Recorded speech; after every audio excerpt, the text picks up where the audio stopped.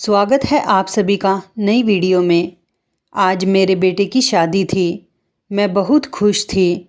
हर माँ का अरमान होता है कि उसके बेटे की शादी हो, वो दूल्हा बने, घर में बहू आए और घर खुशियों से भर जाए। अब तो मेरी बूढ़ी हड्डियों में इतनी जान भी नहीं थी कि मैं घर के कामकाज कर सकती। इसलिए मैंने अपने बेटे शिवम के लिए एक बहुत ही अच्छी प्यारी सी लड़की चुनी थी। सोने पर सुहागा यह हुआ कि मेरी बहू बहुत ज़्यादा दहेज भी अपने साथ लाई थी और साथ में एक नौकरानी भी लाई थी। पहले तो मुझे हैरत हुई और थोड़ा अजीब भी लगा कि बहू नौकरानी क्यों लेकर आई है, जबकि काम के लिए नौकरानी तो मैं भी रख सकती थी। लेकिन मुझे नौकरानियों के काम पसंद नहीं आते थे, इसलिए मैंने कोई नौकरानी नहीं रखी थी। मैंने मन ही मन सोचा कि रह ले हफ्ता 2 हफ्ता यहाँ, फिर इसको चलता कर दूंगी। लेकिन जैसे जैसे समय गुजरता गया, अनीता मेरे घर में अपनी जगह बनाती गई।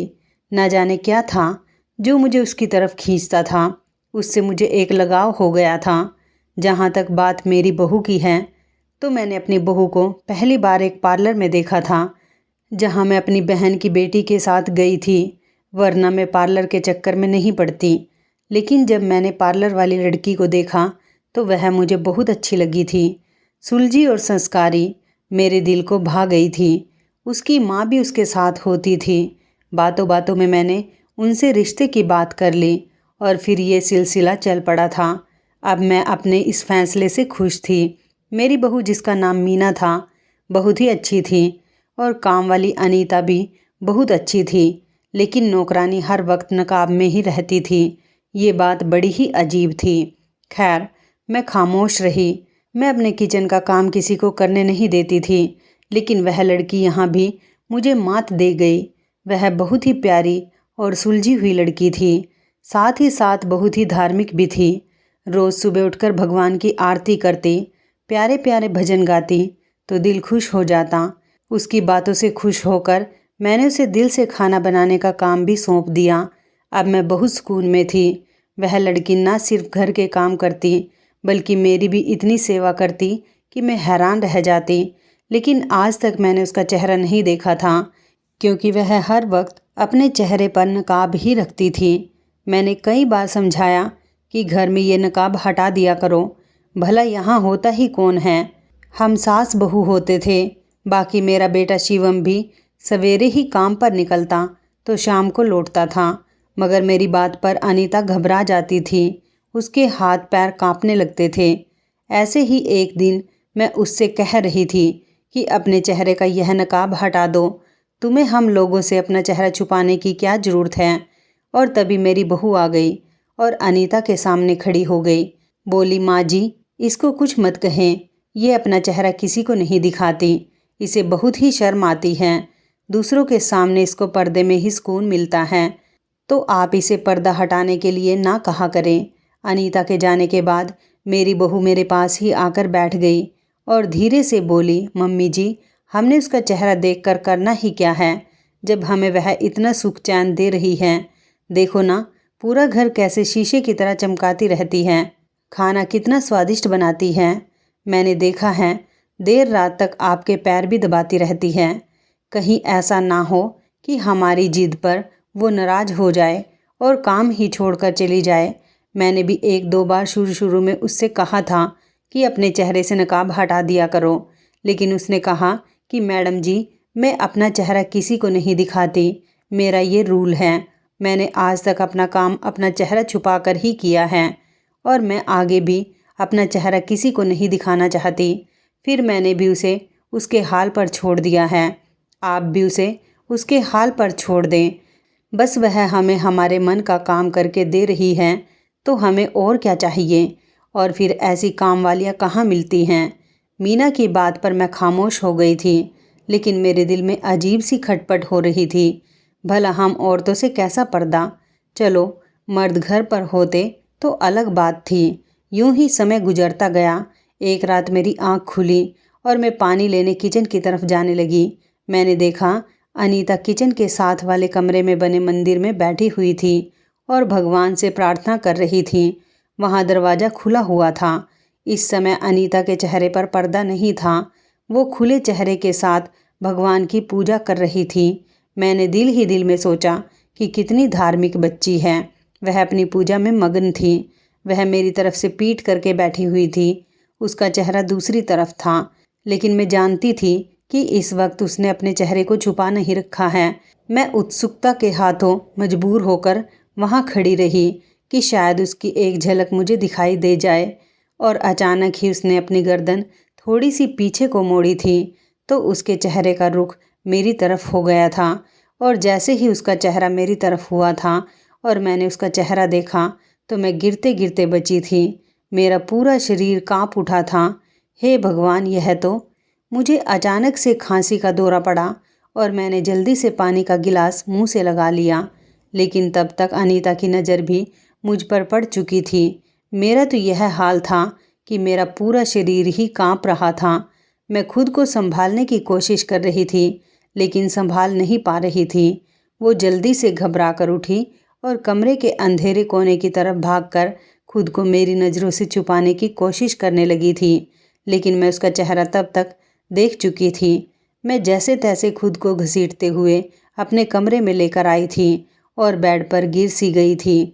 पूरा कमरा घूमता हुआ महसूस हो रहा था। मेरी आंखों ने यह क्या देख लिया था?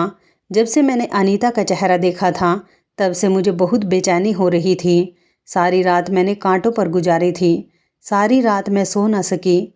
आखिर यह सब क्या था? ऐसा कैसे हो सकता था? मुझे सुबह होने का बेसब्री से इंतज़ार था। मैं बस चाहती थी कि अपनी बहू के सामने खड़े होकर उससे सारा सच उगलवाऊँ। लेकिन मैं चाहती थी एक बार मेरा बेटा ऑफिस चला जाए तो मैं मीना से पूछूं, यह सब क्या है? अगर मेरे बेटे को इस बात की खबर हो जाती तो वह उसे इस वक्त तलाक दे देता, या शायद वह गुस्से में आकर मीना को कहीं जान से ही ना मार देता। बात ही इतनी बड़ी थी कि कुछ भी हो सकता था। मैं नहीं चाहती थी कि मेरे बेटे का घर उजड़ जाए। मैं मीना को शिवम का डर देकर उससे सच जानना चाहती थी। लेकिन इतना तो मैं सोच चुकी थी कि अगर उसका रत्ती भर भी दोष निकला तो उसको तलाक मैं खुद दिलवाऊंगी। मुझे कुछ समझ नहीं आ रहा था कि आखिर कसूर किसका है, लेकिन सारा सच मीना ही बता सकती थी। मेरा दिमाग काम ही नहीं कर रहा था। मेरी बहू मीना उठ चुकी थी। उसने नाश्ता कर लिया था और अब अपने कमरे में भी चली गई थी। मेरा बेटा भी अपने ऑफिस चला गया था। यही समय था राज उगलवाने का। मैं फ़ौरन मीना के कमरे में चली गई। दस्तक देकर अंदर गई। बहू अपनी अलमारी सेट कर रही थी। वो हैरत से मेरी तरफ देखने लगी। मैंने कमरा लॉक किया और उसके बेड पर बैठ गई। वह मुझे इस तरह अंदर आते देखकर और कमरा बंद होते देखकर हैरान हुई थी और फिर परेशान भी हुई। मैंने कहा, यह सब क्या है? मेरे घर में यह क्या खेल खेला है तुम दोनों ने? अनीता कौन है? अनीता का आखिर क्या राज है? आज मैं सच जान कर रहूँगी। तुमने मुझे सच ना बताया तो? मेरी बात पर मीना मेरे कदमों में गिर गई। कहने लगी, मम्मी जी, मुझे माफ़ कर दें। इसमें मेरा कोई दोष नहीं है। आखिर ये सब क्या है? मुझे पूरी बात बताओ। मेरी बात सुनकर वह घबरा गई। बोली, मम्मी जी, मैं आपको सब बताती हूँ। आप पहले वादा करें कि आप शिवम को इस बारे में कुछ भी खबर नहीं देंगे, वरना देखो मीना बेटा, मुझे सच बता दो। मैं सच जानने के बाद ही फैसला करूँगी। मेरी बात पर वह अपने आंसू पोंछकर मुझे अपनी कहानी सुनाने लगी। उसने बताया कि वह खाते पीते घर से संबंध रखती थी। हम 3 बहन भाई थे। बड़ी बहन की शादी 3 साल पहले हो गई थी। तब से वह विदेश में रहती है। उसके बाद मैं और मेरा छोटा भाई रवि कॉलेज जाते थे। हम सब अपने परिवार में बहुत खुशी खुशी रह रहे थे कि तभी पापा को अपने बिजनेस में बहुत बड़ा लॉस हो गया। हमारे घर के हालात बहुत ज़्यादा ख़राब हो गए। मेरा कॉलेज भी छूट गया और फीस ना देने की वजह से रवि को भी स्कूल से निकाल दिया गया। पापा कर्ज में डूब गए थे। किसी रिश्तेदार ने तो पूछा तक नहीं था। ये बात बिल्कुल सच है कि सब तब तक ही साथ देते हैं जब तक आपके पास पैसा होता है। पापा ने अपना कर्ज उतारने के लिए घर बेच दिया। कुछ पैसे बच गए थे, उनसे एक छोटा मकान किराए पर लिया और महीने का एडवांस दे दिया और घर में 2 महीने का राशन डलवा लिया। अब बस कुछ 1000 रुपये ही बचे थे, वह भी कब तक चलते। मेरे पास कोई डिग्री नहीं थी कि मैं कोई नौकरी करती। मैंने आस पड़ोस के बच्चों को ट्यूशन पढ़ाना शुरू कर दिया, लेकिन वह कुछ रुपए काफ़ी नहीं थे। पापा की तबीयत भी ख़राब रहने लगी थी। वो पहले ही दिल के मरीज़ थे और हालात के बोझ ने तो अब उनको और भी कमज़ोर कर दिया था। बड़ी बहन को हमने कुछ नहीं बताया था कि वह परेशान ना हो, और फिर उसका पति भी अपने ससुराल वालों को कुछ खास पसंद नहीं करता था। मेरी बहन डिप्रेशन का शिकार होती, इसलिए उसे कुछ नहीं बताया। एक दिन मैं एक स्कूल में इंटरव्यू देने गई, मगर वहाँ भी मायूसी हुई क्योंकि मेरी पढ़ाई कम थी। सिर्फ 2,000 रुपये में मुझे रखना चाहते थे, और इस महंगाई के दौर में 2,000 रुपये से क्या होता है। मैं बाहर आ गई। तेज़ चमकती धूप में बस स्टॉप पर खड़ी बस का इंतज़ार कर रही थी और मुझे अपनी बेबसी पर रोना आ गया। आंसू मेरे गालों पर फिसलते जा रहे थे कि किसी ने पूछा कि क्यों रो रही हो।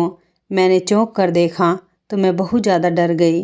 डर के मारे मैं कांपने लगी थी क्योंकि वह कोई अजनबी था और हमेशा मुझे यहाँ पर बैठा देखकर घूरता रहता था। मगर आज उसकी इतनी हिम्मत कि मुझसे बात करने की कोशिश कर रहा था। मुझे यही सोचकर डर आया था और मैं वहाँ से उठकर दूसरी जगह सिमट कर बैठ गई। मगर वह वहाँ भी आ गया और मुझे रोने की वजह पूछने लगा। मैंने उससे कहा कि जाओ यहाँ से और मुझे मेरे हाल पर छोड़ दो, लेकिन वह नहीं गया और कहने लगा, तुम अगर चाहो तो मैं तुम्हारी मदद कर सकता हूँ। मैंने दिल में सोचा, ये मेरी क्या मदद करेगा, ये बेचारे तो खुद मांग कर अपना पेट पालते हैं। मैंने उससे कहा, मुझे तुम्हारी कोई मदद नहीं चाहिए, जाओ यहाँ से। लेकिन वह नहीं माना और जिद पर अड़ा रहा। तो मजबूरन मैंने बताया, मेरे हालात अच्छे नहीं हैं, कोई ढंग की नौकरी भी नहीं मिलती है। यह सुनकर उसने अपना मशवरा दिया कि तुम अपना पार्लर खोल लो। मैं उसकी बात सुनकर एक फीकी सी हंसी हंस पड़ी। मैंने कहा, उसके लिए लाखों रुपए चाहिए होते हैं और मेरे पास तो इतने पैसे ही नहीं थे कि किसी पार्लर में कोर्स कर सकूं। सीखने के भी पैसे लगते हैं ना। यह सुनकर उसने अपनी जेब से कागज़ और कलम निकाला और कागज़ पर कुछ लिखा और कागज़ मेरी तरफ बढ़ाते हुए बोला कि ये मेरा नंबर है, तुम सोच लो और फिर मुझे कॉल करना, मैं तुम्हें पैसे दूंगा। मैंने पेपर उसके हाथ से ले ली और वहाँ से उठ गई क्योंकि मेरी बस आ गई थी। घर पहुंचकर मैं इस सारे हादसे को भूल गई थी। रात को जब मैं बिस्तर पर लेटी तो अचानक से मेरे दिमाग में धमाका हुआ और दिन वाला हादसा मुझे याद आ गया कि कैसे मैं बस स्टॉप पर बैठी रो रही थी कि अचानक वह आदमी आ गया था। मैं सोच रही थी कि उसके पास इतना पैसा कहाँ से आएगा जो वह मुझे देने का कह रहा था, और अगर है भी तो वह मुझे क्यों देगा। आजकल तो कोई किसी को उधार तक नहीं देता। उसकी बातों पर मुझे विश्वास नहीं आ रहा था। मगर फिर न जाने क्या सोचकर मैंने अपने पर्स से वह पेपर निकाला जिसमें उसने अपना नंबर लिख कर दिया था और अपने मोबाइल में उसका नंबर अजनबी मददगार के नाम से सेव कर दिया और सो गई। इस हादसे को काफ़ी दिन गुजर गए थे। घर में 2 वक्त की रोटी खानी मुश्किल हो गई थी और अब तो ट्यूशन भी छूट गए थे। मुझे और माँ को रवि के स्कूल की बहुत चिंता हो रही थी। कितने महीने हो गए थे वो घर पर उदास बैठा अपने स्कूल बैग को खोलकर अपनी किताबें बिखराए हुए घंटों तक देखता रहता था। उसके स्कूल ना जाने से उसकी पढ़ाई का बहुत नुकसान हो रहा था। उस दिन मैं अपनी एक दोस्त के घर गई उससे बात करने के लिए कि मुझे किसी स्कूल में अच्छी तनख्वाह पर लगवा दो। उससे बात करके मैं वहाँ से निकली तो रास्ते में एक ब्यूटी पार्लर था। उसे देखकर मुझे उस अजनबी की बात याद आ गई। मैं अंदर चली गई और कहा कि मैं काम सीखना चाहती हूँ। पार्लर की ओनर ने कहा कि मैं कोर्स सिखाने का 1 लाख रुपए लेती हूँ और 1 साल का कोर्स है जिसमें वह मुझे सब कुछ सिखा देगी। यह सुनकर मैं मायूस होकर वहाँ से यह कहकर निकली कि कुछ दिन बाद बताती हूँ आपको। लेकिन मैं 1 लाख कहाँ से लाती, मेरे पास तो 10,000 रुपये भी नहीं थे। फिर मैं घर आ गई और कुछ देर बाद उस अजनबी का नंबर मिलाया। उसने मेरा फ़ोन काट दिया। थोड़ी ही देर बाद उसने मुझे खुद कॉल की और पूछा, क्या तुम वही लड़की हो जो मुझे बस स्टॉप पर मिली थी। मुझे हैरत हुई कि उसने मेरी आवाज़ सुने बगैर मुझे कैसे पहचाना, मगर मैंने उस पर कुछ भी जाहिर किए बिना कहा, हाँ मैं वही लड़की हूँ जो तुम्हें बस स्टॉप पर मिली थी, और पूछा कि तुम मुझे कहाँ से इतने पैसे दोगे, जबकि तुम खुद गरीब हो। ये बात सुनकर वह हंसा कि तुम्हें पैसों से मतलब है, वह तुम्हें मिल जाएंगे, बोलो कितने चाहिए। मैंने कहा मुझे 1 लाख रुपए चाहिए पार्लर के कोर्स के लिए, और मैं ये पैसे तुम्हें लौटा दूंगी। उसने मुझे उस बस स्टॉप पर बुलाया और मैंने कहा ठीक है। अगले दिन मैं वहाँ पहुँची तो वहाँ पहले से वह मौजूद था। उसने मेरे हाथ में लिफाफा दिया और खामोशी से वापस चला गया। मैंने वह लिफाफा झट से अपने पर्स में रखा और घर वापस आ गई। कमरे में आकर दरवाज़ा बंद करके मैंने लिफाफा खोला तो मेरे हैरत की हद ना रही जब मैंने देखा कि लिफाफे में 2 लाख पड़े थे। मैंने उसे कॉल किया और कहा कि मुझे 1 लाख रुपए की ज़रूरत थी, तुमने 2 लाख रुपए क्यों दिए। वह बोला कि 1 लाख रुपए पार्लर में देना और 1 लाख रुपए तब तक धीरे धीरे घर में खर्च करना। मैंने उसका धन्यवाद किया और जोश में आकर उससे वादा कर बैठी कि ज़िंदगी में उसे मेरी कभी कोई मदद की ज़रूरत पड़ी तो ज़रूर करूँगी। तुम मुझे अपनी बहन समझो। मुझे नहीं मालूम था कि अनजाने में मुझसे कितनी बड़ी गलती हो गई है। मैंने फ़ोन रख दिया। दूसरे दिन मैंने पैसे पार्लर में जमा करवाए और पार्लर ज्वाइन कर लिया। दिन इसी तरह गुजरते जा रहे थे। मैंने बहुत कुछ सीख लिया था और रवि को भी स्कूल में दाखिला करवा दिया था। इसी तरह पूरा साल हो गया। पार्लर से मुझे कोर्स सर्टिफिकेट भी मिल गया था। अब मैं अपना पार्लर खोलना चाहती थी। मैंने उस अजनबी मददगार को एक बार फिर से कॉल लगाई और बताया मेरा कोर्स कंप्लीट हो गया है। तो उसने कहा कि मैं फिर से उसी जगह पर आ जाऊं। मैं वहां गई तो उसने मुझे कहा मेरे साथ चलो। मैं हैरत में डूब गई। तो वह बोला मैंने तुम्हारे लिए पार्लर देखा है जो कोई किराए पर दे रहा है। मैं उसके साथ चली गई और सारा मामला तय किया और घर आ गई। दूसरे दिन से ही मैं पार्लर पर बैठ गई और पार्लर ओपन का बोर्ड लगा दिया। अपनी मदद के लिए एक लड़की भी रख ली। पार्लर खूब चल पड़ा। घर के हालात ठीक होने लगे थे। मैं तो उसे अपना बहुत ही एहसानमंद समझती थी और दिन रात उसे ही दुआएं देती रहती। मेरे पार्लर पर बहुत सारी औरतें आई थीं और उनमें आने वाली औरतों में एक आप भी थी जिन्होंने मुझे पसंद किया और मुझे अपनी बहू बना लिया। मेरी शादी की तैयारी हो रही थी कि एक दिन वह अजनबी मददगार मेरे पास आया और बोला कि मुझे तुमसे कुछ चाहिए। मैंने कहा मैं तुम्हारे सब पैसे लौटा दूंगी, तुम मुझे कुछ समय दे दो। तो उसने कहा कि मुझे पैसे नहीं चाहिए बल्कि मुझे तुम्हारी मदद चाहिए।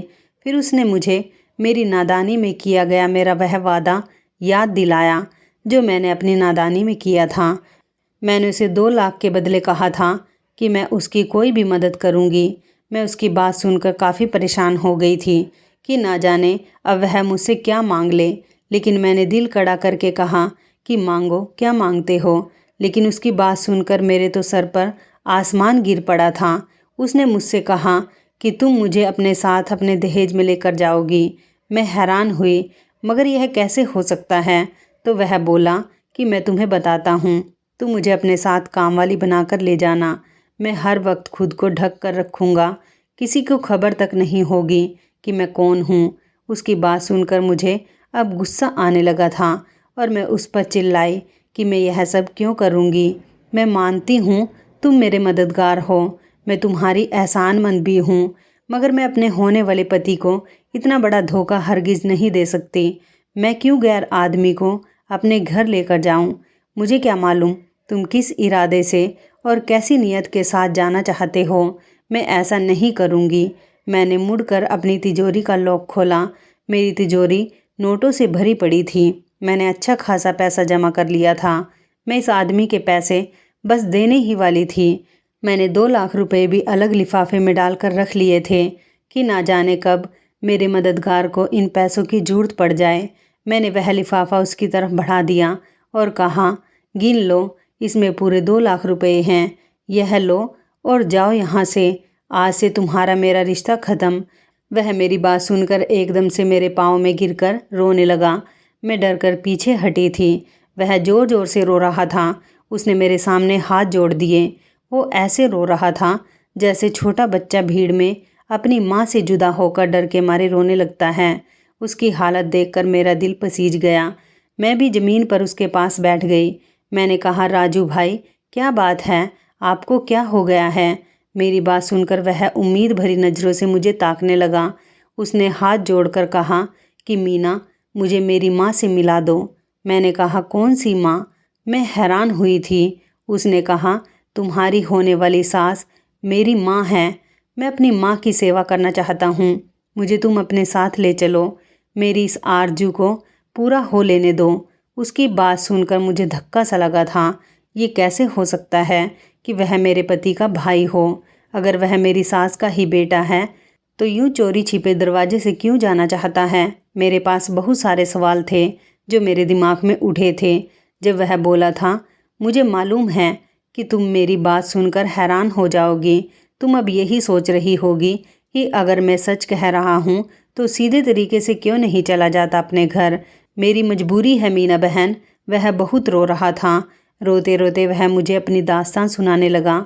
बोला, जब मैं पैदा हुआ था तो मेरी माँ खुश नहीं हुई थी। तुम खुद सोचो कि एक लड़की ससुराल ब्याह कर जाए और जल्दी ही उम्मीद से भी हो जाए तो वह कितनी खुश होती है। उसको लगता है कि आने वाला बच्चा ससुराल में उनके कदम मजबूत कर देगा। मगर मेरी पैदाइश के बाद मेरी माँ के कदम मजबूत तो ना होते बल्कि वह धिक्कार दी जाती, ससुराल से धक्के मारकर निकाल दी जाती। मेरी दादी मेरी माँ को एक मिनट के लिए भी बर्दाश्त ना करती और यह भी मुमकिन था कि मेरा बाप अस्पताल के बेड पर ही मेरी माँ को तलाक देकर चला जाता। हालांकि इसमें दोष मेरी माँ का नहीं था। यह तो भगवान की मर्जी थी कि उसने मुझे ना लड़का बनाया ना लड़की बनाई। मेरे अंदर दोनों के जीन्स डाल दिए थे। राजू की बातें सुनकर मैं हैरत में आ गई थी, जबकि वह खुद कमज़ोर सा पड़ता जा रहा था। उसके आंसू थमने का नाम नहीं ले रहे थे। जब नर्स ने माँ को बताया कि तेरे घर किन्नर बच्चे की पैदाइश हुई है तो मानो नज़रों ही नज़रों में उसे विनती कर डाली थी।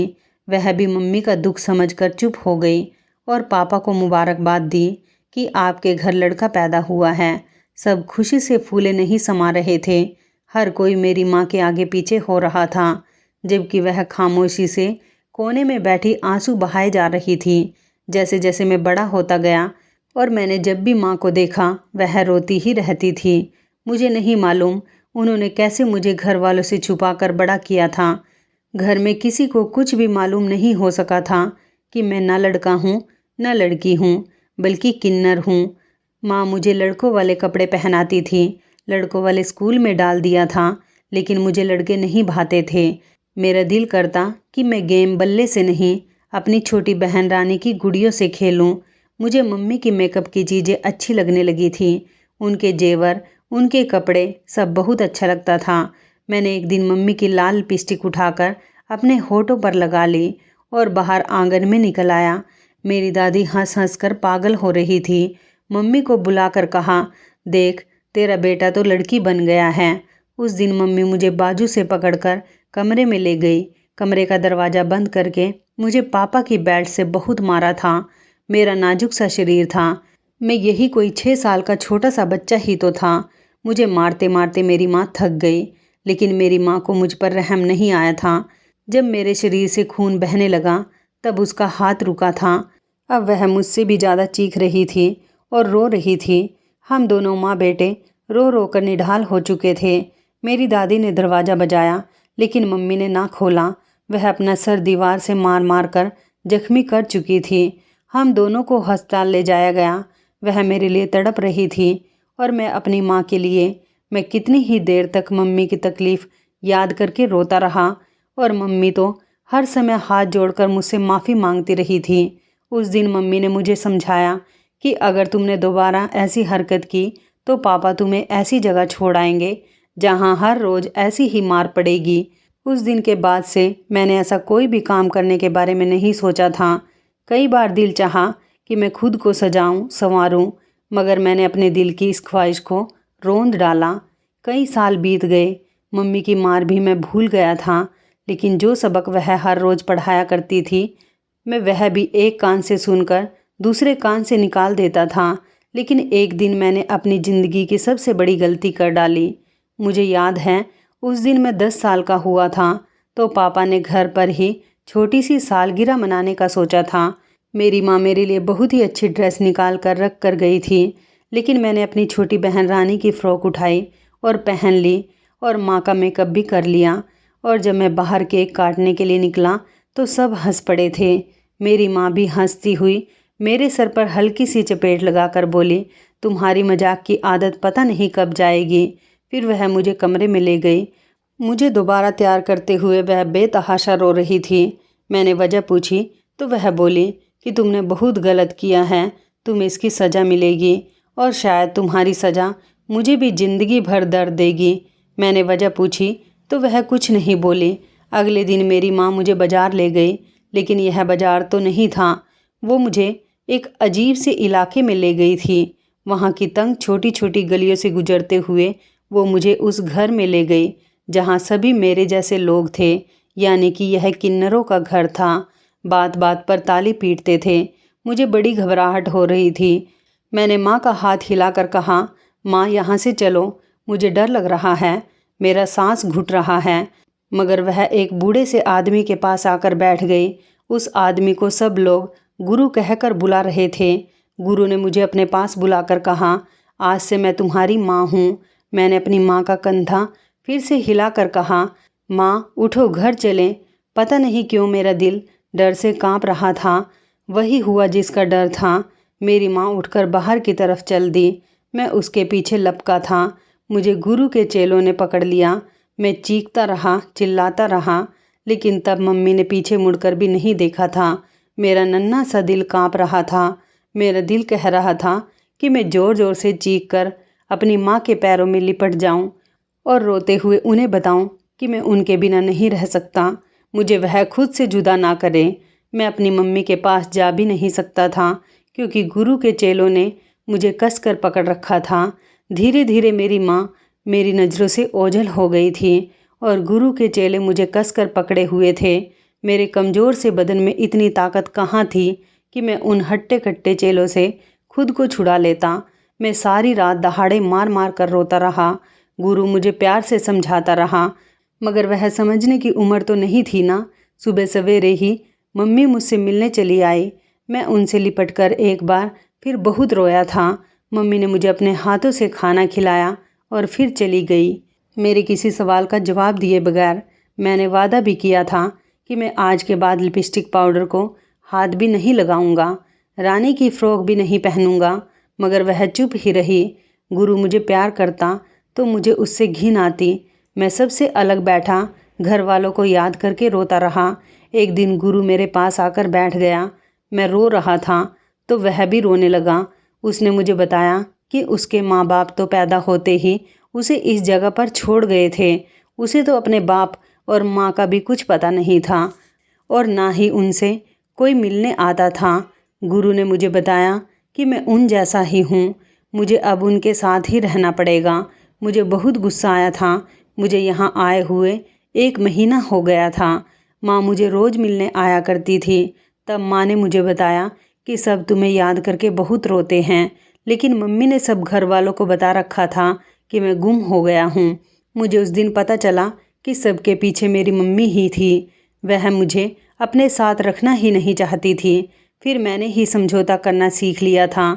अब मैं मम्मी से नाराज़ रहता, उनको परेशान करने की कोशिश करता। गुरु ने डांस सीखने का कहा तो मैंने फ़ौरन हाँ कह दिया।